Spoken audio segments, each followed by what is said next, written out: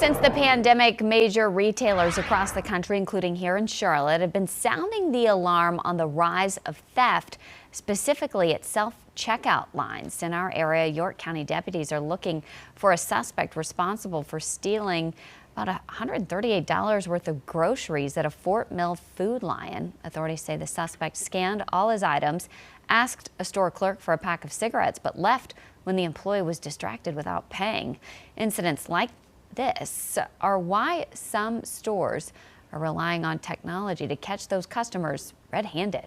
Queen City News Chief Business Correspondent Taylor Young joining us now. You've been following the impact that theft has had on shopping. What's the latest with all this? Yeah, so just to go back a little bit, for decades, retailers have been really trying to figure out ways to get customers in and out of their stores quicker.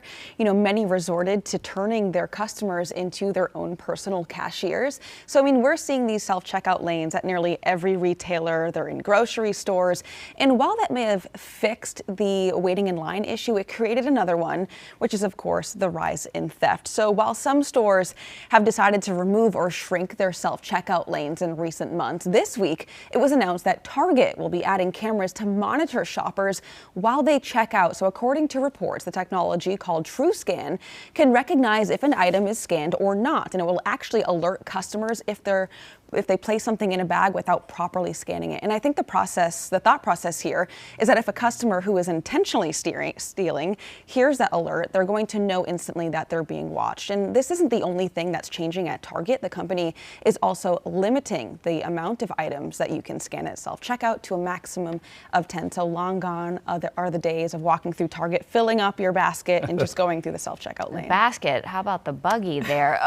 How are shoppers feeling about these changes, because inevitably it seems like we end up paying for the lost products? Yeah, so just through my past reporting, a lot of customers are starting to feel a little uncomfortable at stores. If it's not cameras watching you, maybe it's extra staff or items are being locked up now.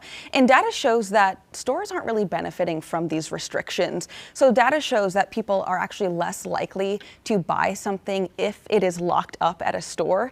But I do think the point here is that the fact that stores are willing to lose money, whether that's paying for this new technology or to lock items up or for more staff, that this is a real problem that they're facing if they're willing to lose money to try to fix it. When you talk about money, is there data to back up like how much these businesses are losing? So the estimates really vary here, and retailers, including Target, have come out saying that they're losing sometimes millions, up to more than $1 billion a year, but there's really no way to confirm that number.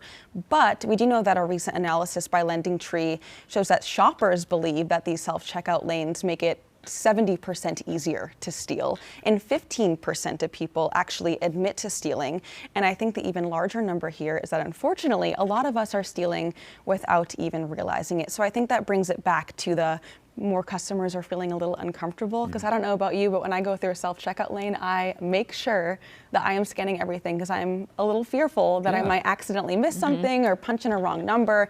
And I do think that is a feeling that is kind of out there with a lot of shoppers right now.